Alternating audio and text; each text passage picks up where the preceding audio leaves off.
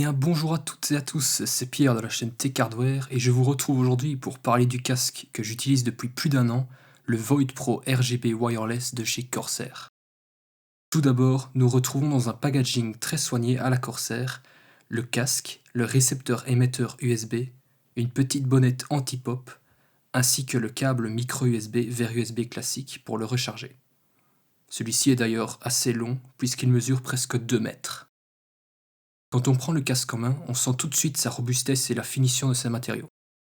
Une bonne partie est faite de plastique, mais celui-ci s'avère être de très bonne facture. On appréciera le fait que les tissus des oreillettes et de l'arceau sont en microfibre respirant, ce qui permettra de porter le casque durant de longues sessions sans transpirer. Le Void Pro est également assez souple. Sur la tête, il est très confortable et les arceaux sont crantés afin de s'adapter à la plupart des morphologies. Le seul point négatif est qu'il ne tient pas très bien. En effet, si on commence à se pencher trop brusquement, il tombe. C'est dû au fait qu'il ne serre pas assez la tête. Attention donc, mesdemoiselles, si votre tête est plutôt étroite. Autre dernier point à noter, les oreillettes peuvent se positionner à plat, ce qui permet de faciliter le rangement ainsi que d'éventuels transports. Sur l'oreillette de gauche, nous retrouvons deux boutons facilement accessibles, un bouton on-off et un autre pour mute et démute le micro.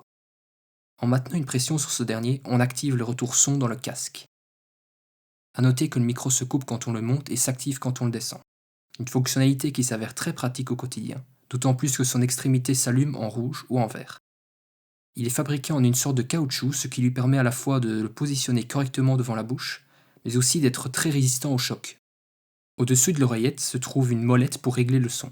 Attention toutefois qu'étant donné que c'est un casque avec un dongle USB, celui-ci modifie directement le son de Windows, et donc de votre jeu si vous êtes en train de record une vidéo. Si vous souhaitez éviter ce problème, il y a le modèle Surround du Void Pro, qui lui est filaire avec un jack 3.5 mm. En exerçant un appui prolongé, il est également possible d'activer le mode 7.1, dont je reviendrai plus tard dans la vidéo. Côté connectique, on retrouve seulement un port micro USB, qui s'avère un peu dépassé à l'heure actuelle, mais réussit tout de même à recharger le casque en un temps raisonnable. Cependant, niveau batterie, ce casque n'est clairement pas le meilleur. En effet, après plus d'un an d'utilisation, je dois le recharger tous les 3-4 jours, en ne l'utilisant que 3 à 4 heures par jour. Cependant, on peut le recharger tout en jouant, à condition d'avoir deux ports USB de libre pour le dongle et pour le câble. Grâce à cela, sa faible autonomie se fait assez vite oublier au quotidien, mais le brancher souvent est paradoxal pour ce casque sans fil.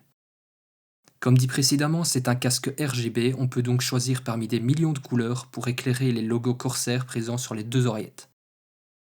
Toutes ces modifications se font via le logiciel iCUE de Corsair qui est synchronisé avec tous vos autres produits Corsair compatibles, que ce soit votre souris, votre clavier, ou même vos barrettes de RAM, vos ventilateurs ou votre water cooling.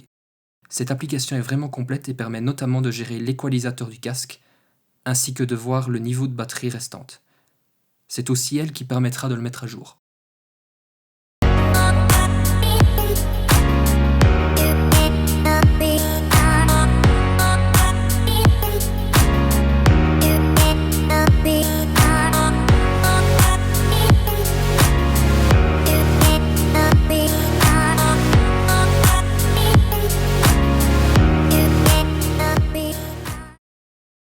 En ce qui concerne les performances, on ne remarque aucune latence, aussi bien en jeu compétitif qu'en regardant une simple vidéo.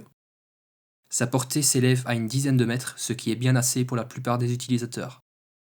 Côté son, le casque se débrouille vraiment bien, même si on regrette toutefois un léger sifflement lorsque celui-ci est allumé mais non utilisé. Il souffre également d'un manque cruel d'isolation, étant donné qu'il ne sert quasiment pas.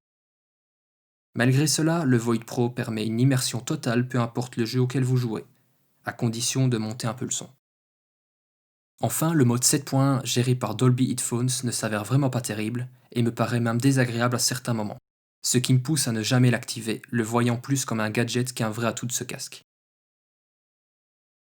Et pour finir, voici un test du micro intégré au casque. Je précise que je n'ai pas retouché le son et que j'ai laissé la bonnette proposée dans le bundle. Je vous conseille vivement de la mettre également car celle-ci permet d'atténuer énormément les pops, donc quand on prononce par exemple les sons tels que les P. Tout de suite une comparaison avec et sans la bonnette. Je parle sans la bonnette. Je parle avec la bonnette.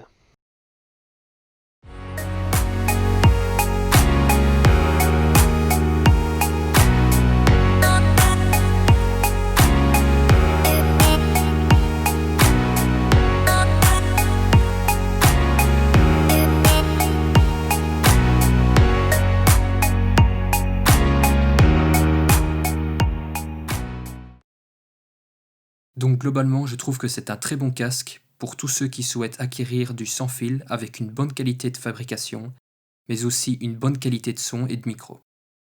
Je trouve le prix de 110 € un peu élevé, mais il y a facilement moyen de le trouver sous la barre des 90 € durant des promotions. Et voilà, c'est déjà la fin de cette review, j'espère qu'elle vous aura plu. Si c'est le cas, n'hésitez surtout pas à me le faire savoir en lâchant un pouce bleu. Vous pouvez aussi me le dire dans les commentaires et également ce que vous pensez de ce casque. Vous pouvez également me dire si vous souhaitez que je teste un autre produit en particulier. Je vous invite également à vous abonner à cette chaîne, il y aura d'autres reviews de produits, des tests et bien d'autres encore.